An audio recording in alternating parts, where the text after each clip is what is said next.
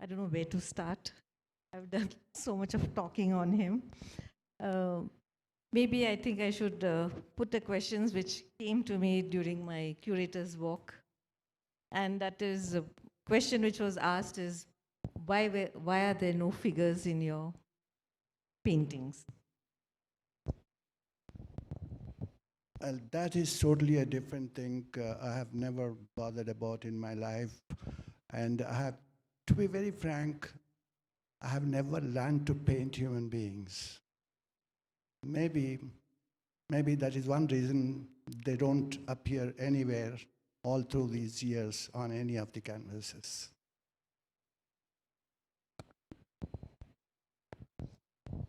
I think I would like to bring you in, ma'am, and maybe you would like to quiz him on or talk about his works, or what's your perspective on his works?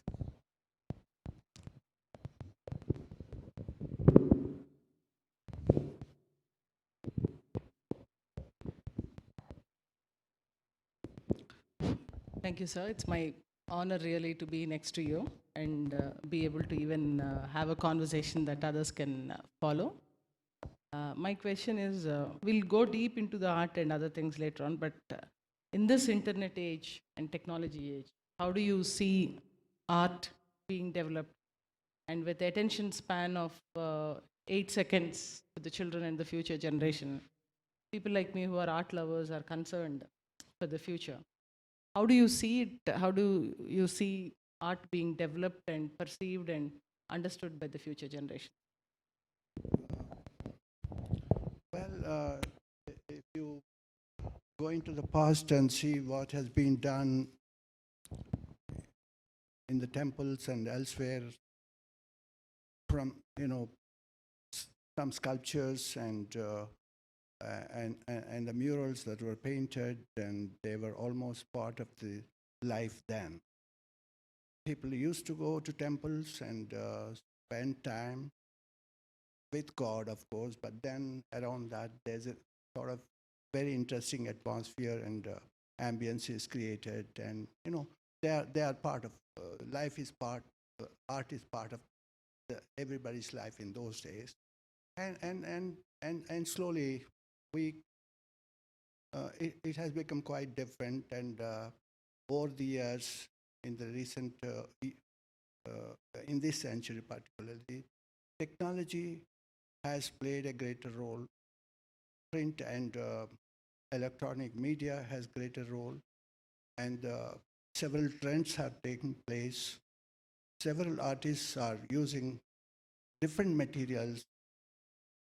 Painter like me, over the years, I got stuck, rather willingly, of course, with soft brushes, thin pigment, and canvas, which is very, very perhaps common with all, many majority. But it is the medium is a very personal thing. It is like your language, and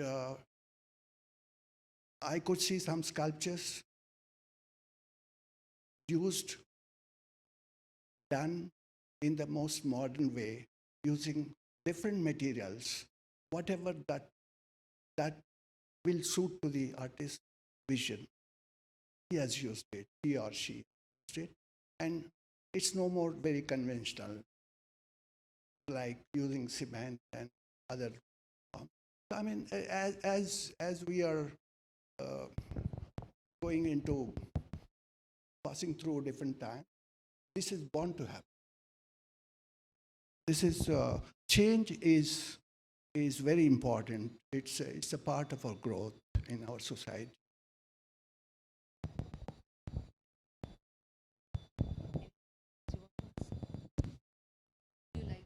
Would you like to comment on his works personally, or what you feel about it? Personally, I really love the colors that something that is very, I think, unique to you, the combination of the colors and the brightness and all that.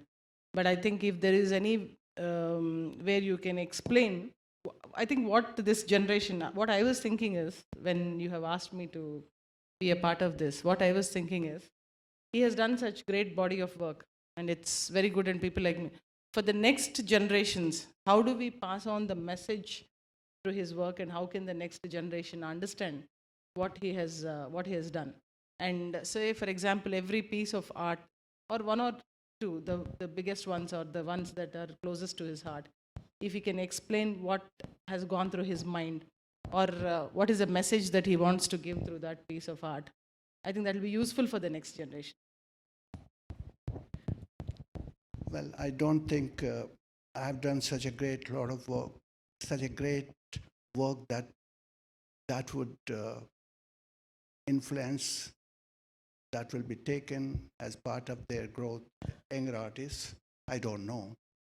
I'm I have a very I'm a small man with limited resources, limited vision, and I don't know whether painters of my status, no matter how long we live and we paint, our names will be part of history.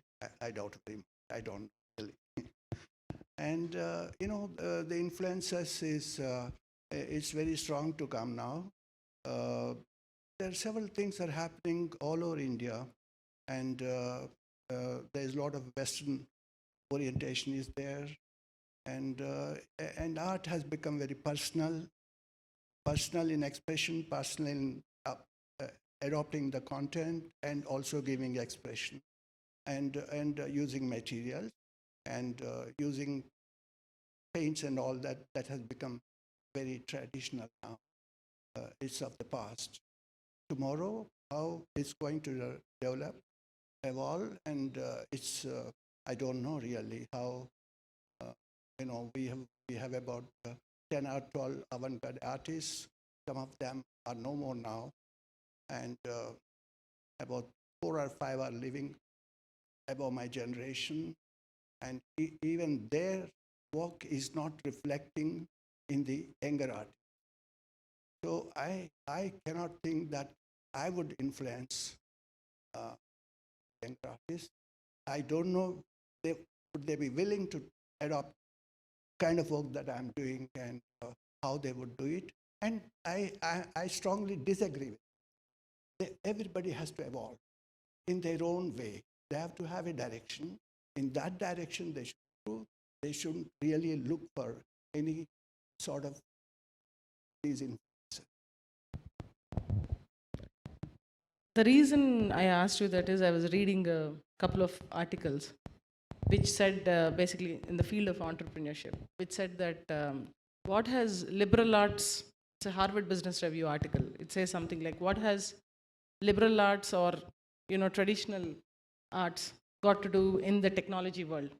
Why are corporates looking at artists like him or students who have studied what he's done? Okay, you may feel that what you have done, you don't need to explain. But what I'm saying is, as the time passes by, as humans are becoming more like robots, the softer side and what the softer artists and people who's the other side of the brain works, how did you think and what was the emotion that you went through at that point of time? Whether it could be social, it could be personal, it could be whatever. If you can etch, I think it may not be relevant today, but I think you artists live over decades and live over generations, and it could be useful for future generations for some kind of a study. So I little bit differ with you, sir, but so at least the emotion that you went through when you, I agree with you that every art, the future artists, they have to be very unique in their own way, and it has to come within, and they'll evolve with the nature of the things and materials that are coming up. But it will be nice to be able to document your emotions, whatever you've gone through when you've done a few pieces of your work. This is very complicated, and it's not my cup of tea, and I haven't really, I don't think about anybody's work in my personal life. I think about myself. I'm a very selfish fellow, and I've been going in my own way. What is the emotions? I don't know. I don't know. My work itself will show it. I don't know what emotions, and it's a very studied, uh, regular life for me. Painting is a part of life. Going to studio, working every day, and otherwise I'm a very, very normal person. Very, very normal person, and down to. That we can make out.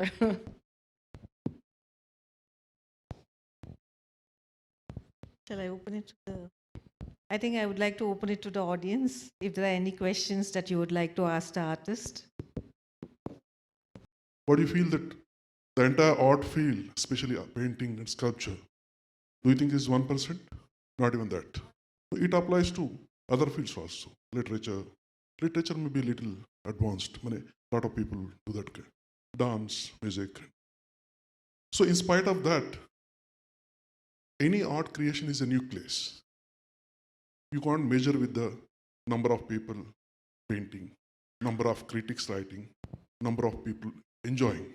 It's a different ballgame altogether. But an artist will have his own humility in the society. That's like I request you to explain. Well, uh, for every, for any and every for art form, for its growth, you need your own people around you to support. And that support comes when people are well informed. This awareness is very important for, for artists to keep on working. And this is a sort of interrelationship. Without the society, I cannot paint, I cannot live. Artists would say that they paint for themselves. It is not true. It is true in one way, but it is also not true because, after all, you have to be supported, appreciated, or discussed, or criticized. So this, unfortunately, in India, the art, not only painting and sculpture, aren't they? All performing arts and plastic arts should be introduced at the school level, at the basic school level. Students should have the opportunity of going to places like this, where I'm now showing. And a lot of interaction should take place, and it is a long process. It does not going to happen in few years. It has to be part of their life, part of their understanding. You have to encourage your children to to to to to take interest in this sort of creative. You have to give them some creative ability. You have to empower them. Then uh, the question of understanding doesn't arise. I don't understand painting. I don't understand this. No, there's not understanding. Have a feeling, involved in that and enjoy it, or you can differ. So, but this is a big question, and that is the reason. But of late, for the last several years, I feel that awareness is growing by the, uh, the the galleries. Number of galleries have started functioning in different places, in like place. All metro cities have got number of galleries that is attracting to certain extent. That's uh, attracting the people to come and have a look, and then private agencies and of late I have observed in my own case, and I strongly feel we are not looking towards West now to sell our painting, particularly. My Indians are supporting my work. And to this stage we have reached. And if it has to be integral part of the all society, that is not going to take. There are people who would still, but there are number of people with so many other problems that they are facing on day to day, also they have to be addressed.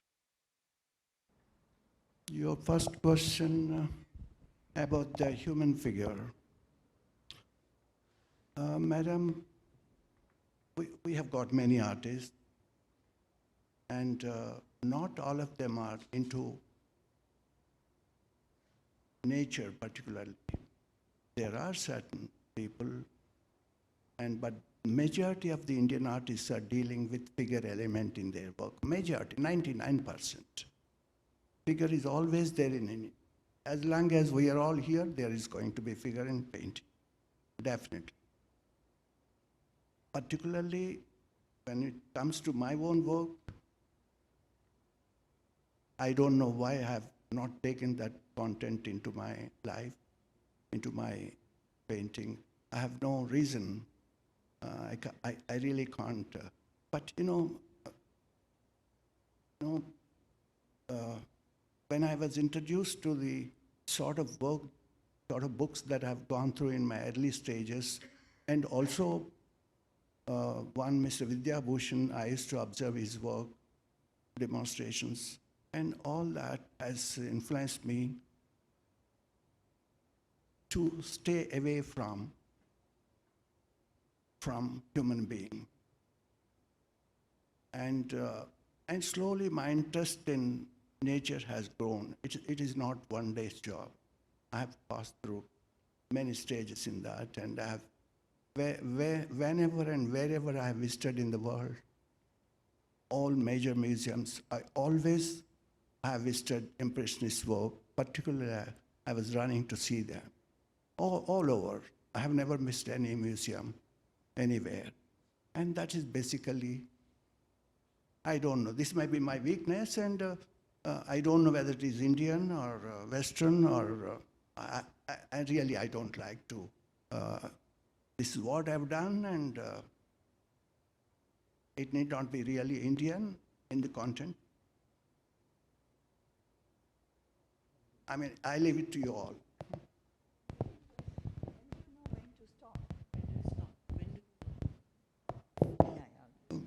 Yeah.